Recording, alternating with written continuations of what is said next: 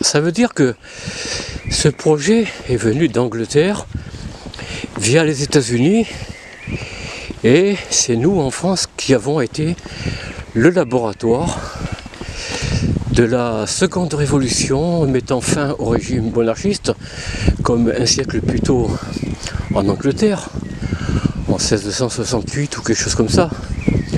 Cromwell, Thomas Cromwell je crois, enfin Cromwell c'est sûr, mais son prénom je crois que c'est Thomas, qui avait mis fin à l'Assemblée, au Parlement anglais soumis à la monarchie.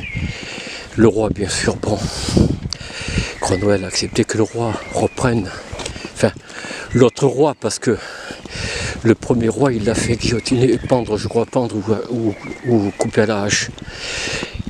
Bref, autrement dit, la République née aux États-Unis, enfin qui a été mise en place aux États-Unis, le premier pays démocratique, je rappelle, hein.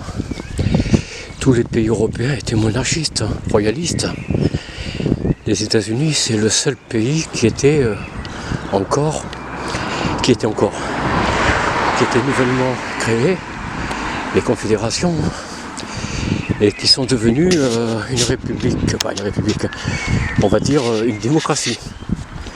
Républicain, d'abord démocrate et ensuite plus tard républicain. Bon, tout ça pour vous dire que les uns comme les autres, M. Trump, M.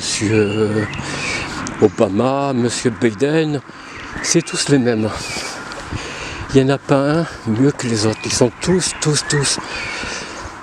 sous la même promesse qu'ils ont faite de ne pas remettre en cause la nouvelle constitution aux États-Unis, la nouvelle constitution française 1789, ainsi de suite.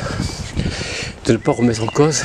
Alors, pourquoi je vais critiquer les uns ou les autres? À quoi cela va mener? Je réponds à cet auditeur. Je comprends sa démarche. Mais la réponse, cher ami, vous l'avez. Maintenant, vous l'avez. Si je fais ce que vous me dites, je vais faire le jeu de ceux qui nous méprisent. Parce que, bien sûr, ils nous méprisent. Mais je répète une phrase, alors je dirai plus tard l'auteur, dans une autre vidéo, un anarchiste qui disait: vous dites qu'il y a des tyrans, non, il n'y a pas de tyrans. Il y a que des esclaves qui obéissent. Eh bien, désobéissez et personne ne pourra vous commander. Alors moi, je reste sur cette devise-là. Je suis sur cet angle-là. Je ne les critique pas les uns ou les autres, parce que pour moi, ils ont les armes que nous on n'a pas. Ils peuvent, chacun de nous ou ensemble, nous écraser. Alors, la loi militaire que le Parlement a votée, ce n'est pas pour nous protéger. Je sais très bien, je sais ce qu'il en est. Je sais très bien où on va.